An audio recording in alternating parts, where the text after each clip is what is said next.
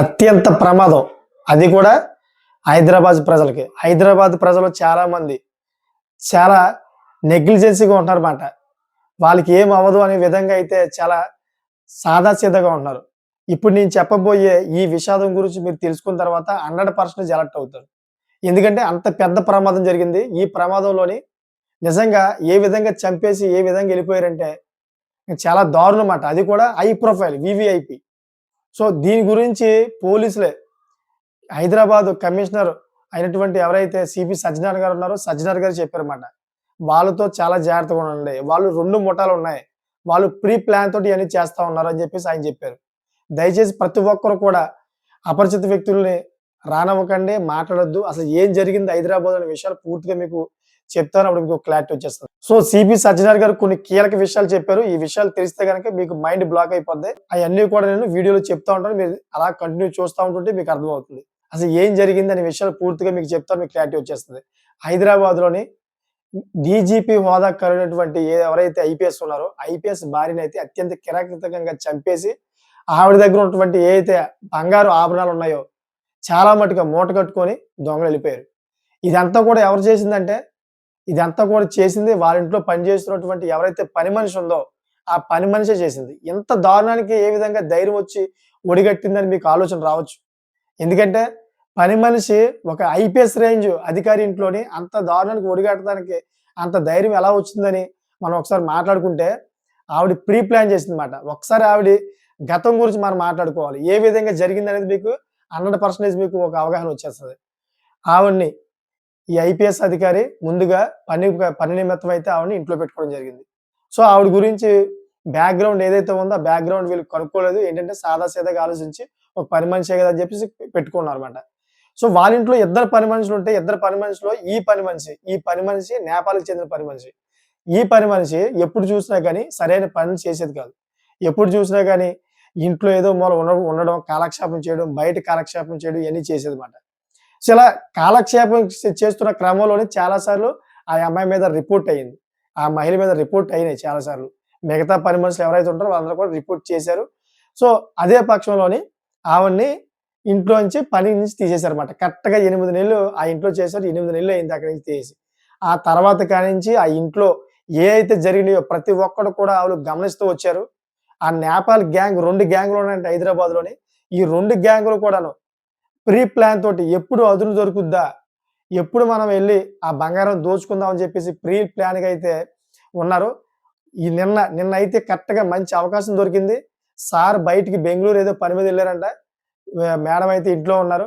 కరెక్ట్‌గా రాత్రి మేడం కింద గ్రౌండ్ ఫ్లోర్‌లో పడుకుంది. 1 సమయానికి ఎవరైతే వాళ్ళ గ్యాంగ్ ఉన్నారో వాళ్ళ గ్యాంగ్‌కి ఇంటిమేషన్ ఇచ్చి లోనకొచ్చి చిన్న గేట్ నుంచి ప్రవేశించి ఆవిడని చంపడానికే గుడ్డ ముక్కలు లాంటివి తెచ్చుకొని ముందు ఆవిడ దగ్గర నోట్లోని గుడ్డ ముక్కలన్నీ కూరేసి గొంతంతా నులిపేసి చంపేసి ఆ తర్వాత బంగారాభరణాలన్నీ కూడా ఎత్తుకొని వెళ్ళిపోయి అక్కడి నుంచి ఆటో పట్టుకొని నాంపల్లి స్టేషన్‌కెళ్ళి నాంపల్లి స్టేషన్ నుంచి ఢిల్లీకి చేరుకొని ఢిల్లీ నుంచి నేపాల్‌కి పారిపోవడానికి ప్రయత్నాలు చేశారంట. ఇదంతా కూడా నేను చెప్తుంది కాదు. పోలీసులు చెప్పిన ఎంక్వైరీ చెప్పినటువంటి సమాచారం. సో ఈ విధంగా ప్రీ ప్లాన్‌గా ఇంకేంటంటే నేపాల్ ఎళ్ళిపోతే ఇంక మమ్మల్ని ఎవరు పట్టుకోలేరు అని చెప్పే విధంగా అయితే వీళ్ళు ప్రీ ప్లాన్‌గా అయితే ఈ మర్డర్ చేసి ఎళ్ళిపోయారన్నమాట. సో చూసారుగా హైదరాబాద్ ప్రజలకి పోలీసులు కూడా చెప్తా ఉన్నారు. ఈ నేపాల్ గ్యాంగ్ 2 ముఠాలుగా అయితే విడిపోయి ఇటువంటి దారుణాలకు ఒడిగడతారని చెప్తా ఉన్నారు. ఈ హైదరాబాద్‌లోనే కాదు చాలా రాష్ట్రాల్లో ఇతర పక్క రాష్ట్రాల్లో కూడా ఇటువంటి నేరాలకు పాల్పడుతున్నారని చెప్తా ఉన్నారు. ముఖ్యంగా హైదరాబాద్‌లోనే ఎక్కువగా ఉన్నాయని చెప్తా ఉన్నారన్నమాట. ఇదే కాకుండా ఇంతకు ముందు కూడా ఒక హత్య జరిగిందని చెబుతా ఉన్నారు. ఎటువంటి హత్యే.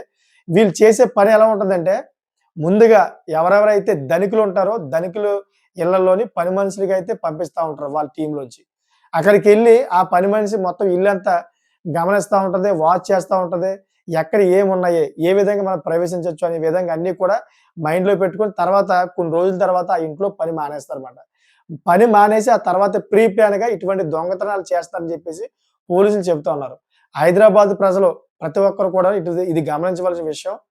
ఎవరైనా మీరు పనిలోకి పెట్టుకోవాలన్నా గాని, లేదా అపరిచిత వ్యక్తులతో మాట్లాడుతున్నప్పుడు గాని, దయచేసి వాళ్ళని గమనించండి. వాళ్ళు ఏ కేటగిరీకి చెందిన వ్యక్తులు, వాళ్ళు నేరాల పాల్పడుతున్న ముఠానికి సంబంధించిన వాళ్ళా? లేదా అనే విషయాల మీద మీరు దాని మీద క్లారిటీ తెచ్చుకుంటే ఇటువంటి ఆపదల నుంచి మీరు తప్పించుకునే వాళ్ళవుతారన్నమాట. ఎందుకంటే హైదరాబాద్‌లో రోజు రోజుకి ఏదో ఒకటి దారుణం జరుగుతూనే ఉంది. పెద్ద సిటీ చాలా పెద్ద సిటీ, జనాలు ఎక్కువగా ఉంటారు. ఏదో క్రైమ్ జరుగుతూనే ఉంటది. అందుకనే ప్రతి ఒక్కరు కూడా దయచేసి ఈ క్రైమ్ నుంచి తప్పించుకుంటారని కోరుతున్నాను.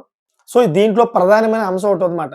ఈ నేపాల్ గ్యాంగ్ ఏదైతే ఉందో దొంగతనం ఇండియాలో దొంగతనం చేసుకొని నేపాల్ ఎళ్ళిపోయిన తర్వాత ఇంక పట్టుకోవడం అసాధ్యం అని చెప్తున్నారు పోలీసులు.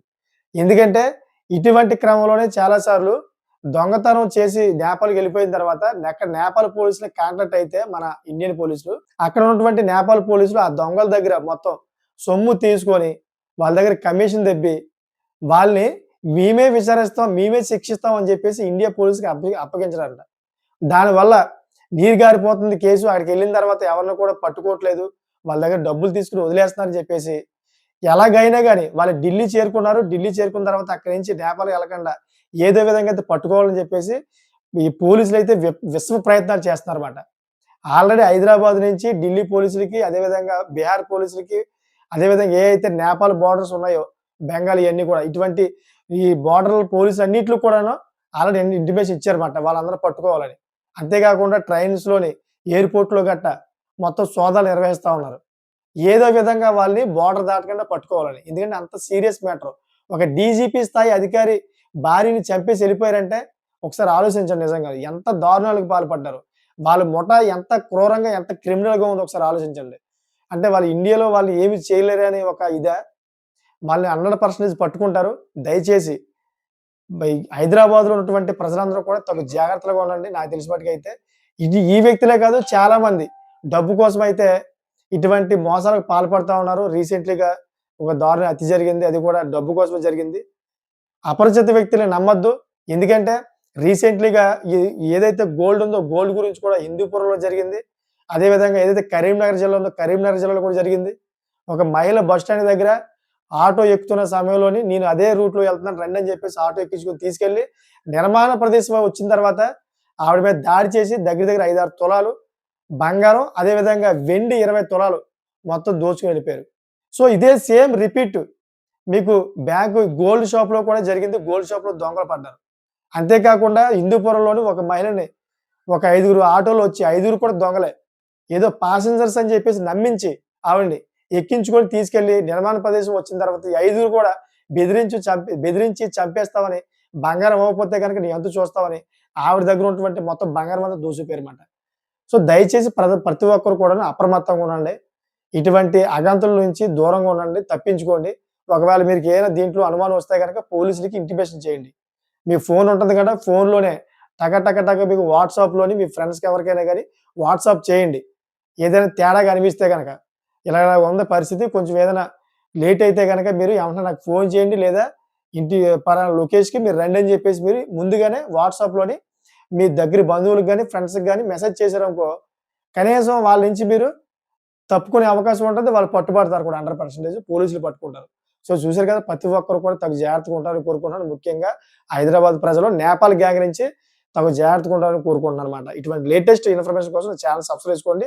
ఈ వీడియో మీద మంచి కామెంట్ చేయండి. ఈ కామెంట్ ఎలా ఉండాలంటే ప్రతి ఒక్కరు కూడా అవగాహనకి కల్పించే విధంగా ఉండాలి. ప్రతి ఒక్కరు కూడా నేర్చుకునే విధంగా ఉండాలి. So, thank for watching friends.